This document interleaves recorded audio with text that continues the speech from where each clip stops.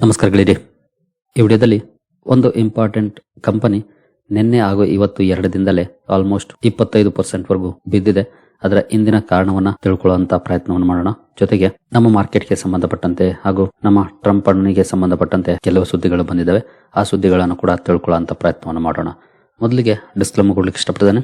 ಇಲ್ಲಿ ಕವರ್ ಮಾಡ್ತಿರುವಂತ ಯಾವುದೇ ಸ್ಟಾಕ್ ಅನ್ನು ಕೂಡ ರೆಕಮೆಂಡ್ ಮಾಡ್ತಿಲ್ಲ. ನೀವು ಫರ್ದರ್ ಸ್ಟಡಿ ಮೆಡಿಟೇಷನ್ ತಗೊಳ್ಬಹುದು. ಆಸ್ ಎ ಎಜುಕೇಶನಲ್ ಪರ್ಪಸ್ ನಾನು ವಿಡಿಯೋ ಮುಂದೆ ತರ್ತಾ ಇದ್ದೀನಿ. ಹಾಗೆ ನೀವೇನಾದರೂ ಇಲ್ಲಿವರೆಗೂ ನಮ್ಮ ಇನ್ಸ್ಟಾಗ್ರಾಮ್ ಹಾಗೂ ಫೇಸ್ಬುಕ್ ಅಕೌಂಟ್ ಗಳನ್ನ ಫಾಲೋ ಮಾಡ್ತಿಲ್ಲ ಅಂದ್ರೆ ಎರಡನ್ನು ಕೂಡ ಫಾಲೋ ಮಾಡಬಹುದು. ಎರಡರ ಲಿಂಕ್ ಡಿಸ್ಕ್ರಿಪ್ಷನ್ ಅಲ್ಲಿ ಇರುತ್ತೆ. ಇನ್ ಕೇಸ್ ಏನಾದರೂ ಯೂಟ್ಯೂಬ್ ಅಲ್ಲಿ ವಿಡಿಯೋಗಳನ್ನ ಅಪ್ಲೋಡ್ ಮಾಡ್ಲಿಕ್ಕೆ ಸಮಸ್ಯೆಗಳಾದ್ರೆ ಇನ್ಸ್ಟಾಗ್ರಾಮ್ ಅಥವಾ ಫೇಸ್ಬುಕ್ ಅಲ್ಲಿ ನಿಮಗೆ ಅಪ್ಡೇಟ್ ಗಳು ಸಿಗುತ್ತೆ. ಇನ್ನು ಇವತ್ತು ಹಾಗೂ ನಿನ್ನೆ ಬಿದ್ದಂತ ಸ್ಟಾಕ್ ಯಾವುದು ಅಂತ ನೋಡೋದಾದ್ರೆ ಅದು KPIT ಟೆಕ್ನಾಲಜೀಸ್. ಆಟೋ ಸೆಕ್ಟರ್ ಅಲ್ಲಿ ಕೆಲಸ ಮಾಡುವಂತ ಕಂಪನಿ, ಒಂದು IT company, but manufacturing related IT segment ಅಲ್ಲಿ ಕೆಲಸ ಮಾಡುವಂತ ಕಂಪನಿ. IT ಸರ್ವಿಸಸ್ ಸೆಗ್ಮೆಂಟ್ ಅಲ್ಲಿ ಕೆಲಸ ಮಾಡುವಂತದಲ್ಲ, ಮ್ಯಾನುಫ್ಯಾಕ್ಚರಿಂಗ್ ಅಲ್ಲಿ ಕೆಲಸ ಮಾಡುವಂತಹ ಕಂಪನಿ. ಈ ಕಂಪನಿ ನಿನ್ನೆ ಮಾರ್ಕೆಟ್ ಕ್ಲೋಸ್ ಆದ್ಮೇಲೆ ಒಂದು ಅಪ್ಡೇಟ್ ಅನ್ನ ಕೊಡ್ತು. ನಾನೀಗ NSE KPIT ಟೆಕ್ ಓಪನ್ ಮಾಡಿದೀನಿ. ಇಲ್ಲಿದೆ ನೋಡಬಹುದು ಹೆಸರು. ಕೆಳಗಡೆ ಬಂದ್ರೆ ಇಲ್ಲಿ ಅನೌನ್ಸ್ಮೆಂಟ್ ಇರುತ್ತೆ. ಸೊ ನೀವು ಇಲ್ಲಿ ನೋಡಬಹುದು ಅನೌನ್ಸ್ಮೆಂಟ್. ನಿನ್ನೆ ಅನೌನ್ಸ್ಮೆಂಟ್ ನೋಡಬಹುದು 30 ಜೂನ್ 17:40 ಅಂದ್ರೆ 5:40ಕ್ಕೆ ಒಂದು ಅನೌನ್ಸ್ಮೆಂಟ್ ಅನ್ನ ಮಾಡ್ತು. ಈ PDF ಫೈಲ್ ಅನ್ನ ಕ್ಲಿಕ್ ಮಾಡಿದ್ರೆ PDF ಫೈಲ್ ಓಪನ್ ಆಗುತ್ತೆ. ಅದರಲ್ಲಿ ಮಾಹಿತಿ ಇದೆ. ನೀವು ಇಲ್ಲಿ ನೋಡಬಹುದು ನಿನ್ನೆ 5:40ಕ್ಕೆ ಕಂಪನಿ ಅನೌನ್ಸ್ ಮಾಡಿರುವಂತದ್ದು. ಬಟ್ ನಿನ್ನೆನೆ ಸ್ಟಾಕ್ ಆಲ್ಮೋಸ್ಟ್ 8% ಬಿದ್ದಿತ್ತು. ನಿನ್ನೆ ಮಾರ್ಕೆಟ್ ಕ್ಲೋಸ್ ಆದ್ಮೇಲೆ ಅನೌನ್ಸ್ ಆಗಿದೆ. ಬಟ್ ಸ್ಟಿಲ್ ಸ್ಟಾಕ್ ಅಲ್ಲಿ ಅಡ್ವಾನ್ಸ್ ಆಗಿ ರಿಯಾಕ್ಷನ್ ಬಂದಿತ್ತು. ಯಾಕೆ ಈ ರೀತಿ ರಿಯಾಕ್ಷನ್ ಬಂತು ಅಂತ ನನಗೂ ಕೂಡ ಆಶ್ಚರ್ಯ ಆಗಿತ್ತು. ಬಟ್ ನೋಡಬಹುದು ಕೆಲವು ಪ್ಲೇಯರ್ಸ್ಗೆ ಯಾವ ರೀತಿ ಸುದ್ದಿಗಳು ಗೊತ್ತಾಗ್ತವೆ ಅಂತ.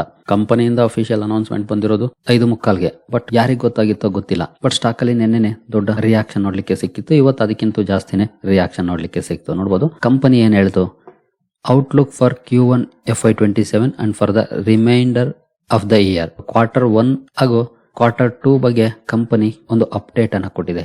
ಏನು ಆ ಅಪ್ಡೇಟ್ ನೋಡಬಹುದು. KPIT today would like to inform the stock exchanges on its preliminary update for financial performance of Q1 FY27 and its outlook for remainder of the year due to recent announcement made by multiple European automakers. Company ತನ್ನ Q1 ಹಾಗೂ Q2 ಜೊತೆಗೆ Q3ಗೂ ಕೂಡ ಹೋಗಬಹುದು. ಆ outlook ಬಗ್ಗೆ update ಅನ್ನ ಕೊಟ್ಟಿದೆ. ಯಾಕೆಂದ್ರೆ ಇತ್ತೀಚೆಗೆ ಮಲ್ಟಿಪಲ್ ಯುರೋಪಿಯನ್ ಆಟೋ ಮೇಕರ್ಸ್ ಕೆಲವೊಂದು ನಿರ್ಧಾರಗಳನ್ನ ತಗೊಂಡಿದ್ದಾರೆ. ಆ ನಿರ್ಧಾರಗಳು ಕಂಪನಿಯ ರೆವಿನ್ಯೂ ಮೇಲೆ ಇಂಪ್ಯಾಕ್ಟ್ ಮಾಡ್ತಿದೆ ಅಂತ. ಯಾವ ರೀತಿ ಇಂಪ್ಯಾಕ್ಟ್ ನೋಡಬಹುದು. Financial performance for the Q1 FY27 to be lower than expected previously due to sudden drop in revenues in the last few weeks. ಇಂದಿನ ಕೆಲವು ವಾರಗಳಲ್ಲಿ ಕಂಪನಿಯ ರೆವಿನ್ಯೂಸ್ ಡ್ರಾಪ್ ಆಗಿದೆ. ಅದರಲ್ಲೂ ಸಡನ್ ಡ್ರಾಪ್, ಇದಕ್ಕಿದಂಗೆ ಡ್ರಾಪ್ ಆಗಿದೆ ಅನ್ಎಕ್ಸ್ಪೆಕ್ಟೆಡ್ಲಿ. ಸೊ ಈ ಕಾರಣದಿಂದ ಕಂಪನಿ ಏನು ಈ ಹಿಂದೆ ಎಕ್ಸ್ಪೆಕ್ಟೇಷನ್ ಇಟ್ಕೊಂಡಿತ್ತು, ಇಷ್ಟು ಬರ್ಬೋದು ರೆವಿನ್ಯೂ, ಇಷ್ಟು ಮಾರ್ಜಿನ್ಸ್ ಇರ್ಬೋದು ಅಂತ, ಅದಕ್ಕಿಂತ ಕಡಿಮೆ ಬರ್ಬೋದು ಅನ್ನೋ ಅಪ್ಡೇಟ್ ಅನ್ನ ಕೊಟ್ಟಿದೆ. ಅಂದ್ರೆ ಆಕ್ಚುಲಿ ಈ ಕಂಪನಿ ಇವತ್ತು ಸ್ಟಾಕ್ ಬಿದ್ದಿರಬಹುದು, ನಿನ್ನೆ ಕೂಡ ಬಿದ್ದಿರಬಹುದು, 25% ವರೆಗೂ ಡೌನ್ ಆಗಿರ್ಬೋದು. ಬಟ್ ಕಂಪನಿ ಆನೆಸ್ಟ್ ಆಗಿ ಹೇಳಿದೆ. ಅಂದ್ರೆ ಕಂಪನಿಯ ಮ್ಯಾನೇಜ್ಮೆಂಟ್ ಆನೆಸ್ಟ್ ಆಗಿ ಶೇರ್ ಹೋಲ್ಡರ್ಸ್ ಗೆ ಇರುವಂತ ಮಾಹಿತಿಯನ್ನ ಅಡ್ವಾನ್ಸ್ ಆಗಿ ಕೊಟ್ಟಿದೆ. ಇನ್ನೂ ರಿಸಲ್ಟ್ ಯಾವಾಗ ಬರುತ್ತೋ ಗೊತ್ತಿಲ್ಲ. ಬಟ್ ಫ್ಯೂ ವೀಕ್ಸ್ ಕಂಪನಿಗೆ ಆರ್ಡರ್ ಗಳು ಬರೋದು ಕಡಿಮೆ ಆದ ತಕ್ಷಣ ರೆವೆನ್ಯೂ ಮೇಲೆ ಇಂಪ್ಯಾಕ್ಟ್ ಆಗುತ್ತೆ ಅಂತ ಗೊತ್ತಾಗಿದೆ. ಇಮಿಡಿಯೇಟ್ಲಿ ಶೇರ್ ಹೋಲ್ಡರ್ಸ್ ಗೆ ಬಂದು ಅನೌನ್ಸ್ಮೆಂಟ್ ಮಾಡ್ತಾ ಇದೆ. ಇದು ಒಂದು ಒಳ್ಳೆ ಮ್ಯಾನೇಜ್ಮೆಂಟ್ ನ ಲಕ್ಷಣ. ನಾವು ಮ್ಯಾನೇಜ್ಮೆಂಟ್ ಅನಾಲಿಸಿಸ್ ಮಾಡ್ತಿರ್ತೀವಲ್ಲ, ಒಂದು ಒಳ್ಳೆ ಮ್ಯಾನೇಜ್ಮೆಂಟ್ ಅನ್ನ ಇದೇ ರೀತಿಯಾಗಿ ತಿಳ್ಕೊಳ್ಳೋದು.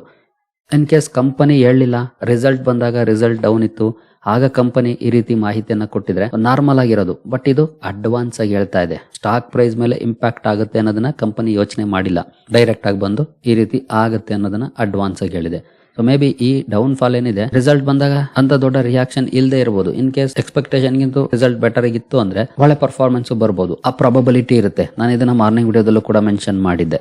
ಹಾಗಾದ್ರೆ ರೆವಿನ್ಯೂಗೆ ಎಷ್ಟು ಇಂಪ್ಯಾಕ್ಟ್ ಆಗುತ್ತೆ? ಕಂಪನಿ ಹೇಳ್ತಿರೋ ಪ್ರಕಾರ there is an expected decline of 1% in USD reported revenues for Q1 FY27. Dollars ಅಲ್ಲಿ ಕಂಪನಿ ಏನ್ ಅರ್ನ್ ಮಾಡ್ತಾ ಇದೆ ಅದರಲ್ಲಿ 1% ರೆವಿನ್ಯೂ ಡಿಕ್ಲೈನ್ ಆಗ್ಬೋದು ಅಂತ ಹೇಳ್ತಿದೆ. Primarily due to sudden actions by some European OEMs triggered by their recent profit warnings adverse business outlook. Europe ನ ಕೆಲವು ಕಂಪನಿಗಳು ಆರ್ಡರ್ಸ್ ಅನ್ನ ಸ್ಟಾಪ್ ಮಾಡಿದಾವೆ. ಆ ಕಂಪನಿಗಳು ಯಾವುವು ಅಂತಾನು ಕೂಡ ನೋಡೋಣ ನಾವು ಮುಂದೆ.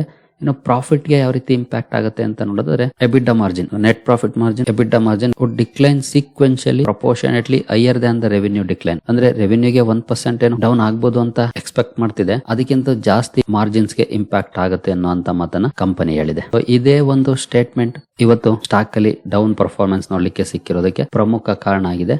ಜೊತೆಗೆ ಫ್ಯೂಚರ್ ಬಗ್ಗೆ ಕೂಡ ಹೇಳ್ತಾ ಇದೆ ನೋಡಬಹುದು. While the H1 FY27 performance would be unsatisfactory, ಅಂದ್ರೆ ಮೊದಲ 2 ಕ್ವಾರ್ಟರ್ಸ್ ಏನಿರುತ್ತೆ ಫಸ್ಟ್ ಹಾಫ್ ಅಲ್ಲಿ ಅನ್ಸ್ಯಾಟಿಸ್ಫ್ಯಾಕ್ಟರಿ ಇರಬಹುದು, but the fundamentals of our business remain strong as we had indicated in our communications earlier. There is strong traction in the products and solutions business, trucks and off highway, sub vertical, US, Korea, India market, ಇದೆಲ್ಲವನ್ನು ಕೂಡ ಹೇಳ್ತಾ ಇದೆ. ಜೊತೆಗೆ we continue to invest AI led products and solution. ಜೊತೆಗೆ we are executing specific AI led productivity improvement and cost containment measure to establish foundation for an upward margin trajectory. So AI led productivity improvement ಅನ್ನು ಕೂಡ company ಮಾಡ್ತಾ ಇದೆ.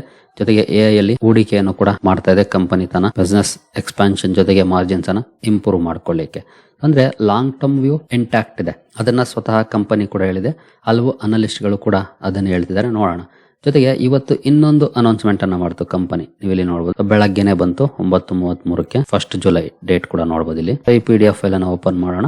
ನೋಡಬಹುದು ಇಲ್ಲಿ clarification and outlook for Q1 FY27. ಅಂದ್ರೆ ಅಲ್ಲಿ Q1 ನಲ್ಲಿ revenue ಮೇಲೆ ಇಂಪ್ಯಾಕ್ಟ್ ಆಗುತ್ತೆ ಅಂತ ಹೇಳಿತ್ತು. ಒಂದಷ್ಟು ಡೌಟ್ಸ್ ಇತ್ತು ಮಾರ್ಕೆಟ್ಗೆ, ಅಂದ್ರೆ ಅನಲಿಸ್ಟ್ ಗಳಿಗೆ. Q2ಗೂ ಇದು ಕಂಟಿನ್ಯೂ ಆಗುತ್ತಾ ಅಂತ, ಅದಕ್ಕೆ ಕ್ಲಾರಿಫಿಕೇಶನ್ ಕೊಟ್ಟಿದೆ.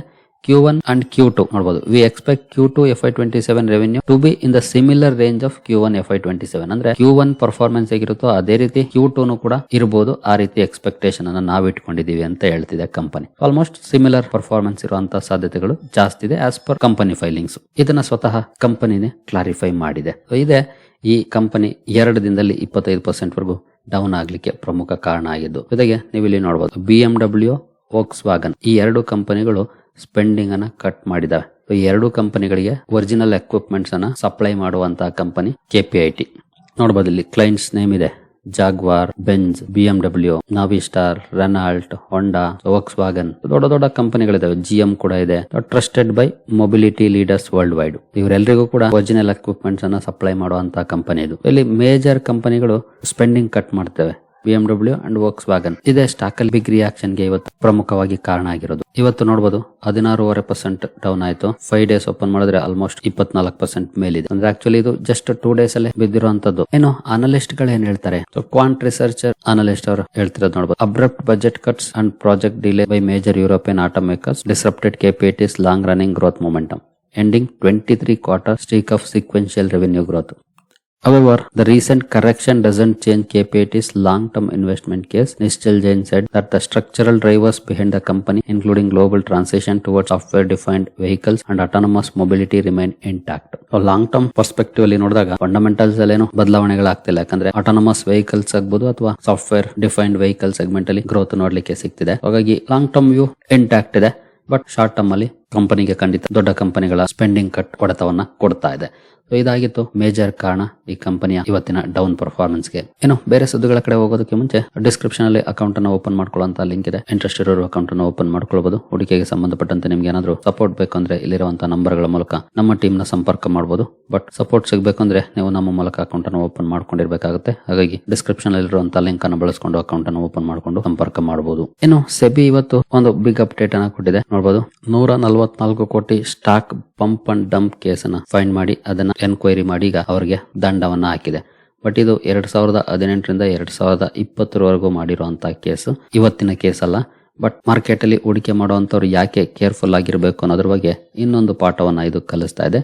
ಎಸ್ಪೆಷಲಿ ಸಣ್ಣ ಷೇರುಗಳನ್ನ ಹುಡ್ಕುವಂತವ್ರಿಗೆ, ಅಂದ್ರೆ ಕಡಿಮೆ ಬೆಲೆಯ ಷೇರುಗಳು, ಪೆನ್ನಿ ಷೇರುಗಳು ಅಂತ ಏನ್ ಕರಿತೀವಿ, ಅಂತವನ್ನ ಹುಡ್ಕೊಂಡು ಹೋಗ್ತಾರಲ್ಲ, ಅಂತವರು ಪಂಪ್ ಅಂಡ್ ಡಂಪ್ ಸ್ಕೀಮ್ ಗಳಲ್ಲಿ ತಗಲಾಕೊಳ್ಳೋದಕ್ಕೆ ಬೆಸ್ಟ್ ಉದಾಹರಣೆ. ಇಲ್ಲಿ 226 ಎಂಟಿಟೀಸ್ ಇನ್ವಾಲ್ವ್ ಆಗಿ ಸ್ಟಾಕ್ ಪ್ರೈಸ್ ಮ್ಯಾನಿಪ್ಯುಲೇಷನ್ ಅನ್ನ ಮಾಡಿದ್ದಾರೆ ಅಕ್ರಾಸ್ 5 ಕಂಪನೀಸ್. ಅಂದ್ರೆ 5 ಷೇರುಗಳಲ್ಲಿ ಈ ರೀತಿ ಮ್ಯಾನಿಪ್ಯುಲೇಷನ್ ಅನ್ನ ಮಾಡಿದ್ದಾರೆ. ಸೊ ಯೂಶುವಲಿ ಹೇಗೆ ಮ್ಯಾನಿಪ್ಯುಲೇಟ್ ಮಾಡ್ತಾರೆ, ಮೊದಲು ಅವರು ಪೊಸಿಷನ್ ತಗೊಳ್ತಾರೆ, ನಂತರ ಅದರ ಬಗ್ಗೆ ಸುಳ್ಳು ಸುದ್ದಿಗಳನ್ನ ಸೋಷಿಯಲ್ ಮೀಡಿಯಾದಲ್ಲಿ ಹಬ್ಬಿಸ್ತಾರೆ. ತುಂಬಾ ಜನ ಕುರಿಗಳ ರೀತಿಯಲ್ಲಿ ಹೋಗಿ ಆ ಷೇರುಗಳನ್ನ ತಗೊಳ್ತಾರೆ. ಅವಾಗ ಪ್ರೈಸ್ ಇನ್ನೂ ಜಾಸ್ತಿ ಆಗುತ್ತೆ. ಜಾಸ್ತಿ ಆದಾಗ ಅಲ್ಲಿಂದ ಅವರುಗಳು ಎಕ್ಸಿಟ್ ಆಗ್ತಾರೆ. ಇಲ್ಲಿ ಕುರಿಗಳ ತರ ಹೋಗಿ ತಗೊಂಡವರು ಸ್ಟಾಕ್ ಬೀಳ್ತಾ ಇದೆ ಅಂತ ಮತ್ತೆ ಅವರೇಜ್ ಮಾಡ್ತಾ ಹೋಗ್ತಾ ಇರ್ತಾರೆ. ಆ ಸ್ಟಾಕ್ ಇನ್ನೆಂದು ಮೇಲೆ ಎದ್ದಳಲ್ಲ ಅಂತ ಗೊತ್ತೇ ಆಗೋದಿಲ್ಲ ಅವ್ರಿಗೆ. ಸೊ ಈ ರೀತಿ ಮಾಡೋ ಮೂಲಕ ಹಣವನ್ನ ಇವರುಗಳು ಗಳಿಸಿದ್ದಾರೆ. ನೋಡಬಹುದು, ಆಲ್ಮೋಸ್ಟ್ 144 ಕೋಟಿ, ಅವರಿಗೆ ನಿಯರ್ಲಿ 48 ಕೋಟಿ ಫೈನ್ ಹಾಕಿದೆ ಸೆಬಿ. ಜೊತೆಗೆ ಇಕ್ವಿಟಿ ಮಾರ್ಕೆಟ್ ಇಂದ ಬ್ಯಾನ್ ಕೂಡ ಮಾಡಿದ್ದಾರೆ. ಇವರು ಯಾವ ಕಂಪನಿಗಳಲ್ಲಿ ಈ ರೀತಿ ಆಟ ಆಡಿದ್ದಾರೆ ನೋಡಬಹುದು. The order relates to an alleged stock manipulation scheme involving Mauria Udyog, Vishal fabrics,